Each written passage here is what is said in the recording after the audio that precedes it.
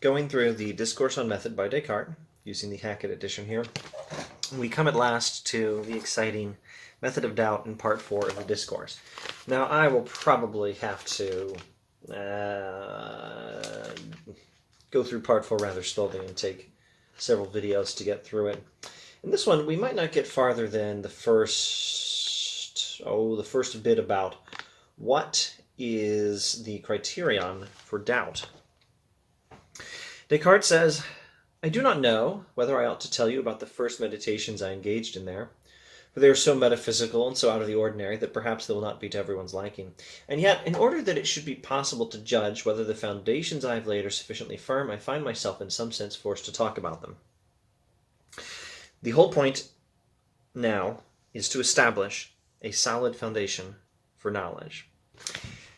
The foundation for knowledge is the absolutely most important thing. You must have in place an absolutely certain belief to be the foundation on which other beliefs can rest. That's what Descartes is ultimately getting at. Well, maybe he doesn't say that explicitly here, but actually, no, that's what he says. Let's keep going. We have to lay a solid foundation. That's what he's going for. For a long time, I had noticed that in matters of morality, one must sometimes follow opinions that one knows to be quite uncertain, just as if they were indubitable, as has been said above. But because I then desired to devote myself exclusively to the search for the truth, I thought it necessary that I do exactly the opposite, and that I reject as absolutely false everything in which I could imagine the least doubt, in order to see whether after this process something in my beliefs remained that was entirely indubitable. I think I'll just stop there. The criterion for doubt is, if it's possibly false, then I must not believe it is true. The least doubt is sufficient to reject any belief.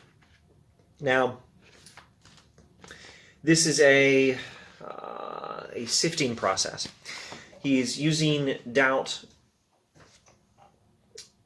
to systematically set aside any belief that could possibly be false in order that he may find one that is 100% certain, and then see if he can use that 100% certain belief and build on it to establish some new foundations for knowledge.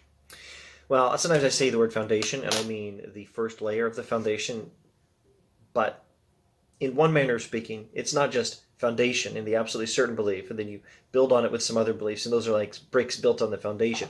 In another sense, it's 3 different layers of the foundation. There's the absolutely certain foundational belief, and then there's beliefs that you build on it with perfect reasoning, and these beliefs together, up to 3 levels, constitute the new foundations for knowledge. That's probably a slightly better way of thinking of it.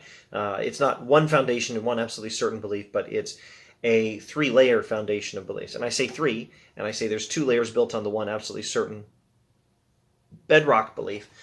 But we haven't talked about what those layers are yet, or even what is the bedrock belief. We'll get to it soon, but not in this video. I thought it necessary that I reject as absolutely false everything in which I could imagine the least doubt, in order to see whether after this process something in my beliefs remained that was entirely indubitable. He wants to find a belief that is indubitable, which means not able to be doubted. He wants to find a belief that is 100% certain, reject everything that can be doubted in the slightest amount, to find a belief that is 100% certain, and use that belief to rebuild a new structure of knowledge. That's the plan. More details on how he goes about it next time. Thanks for watching.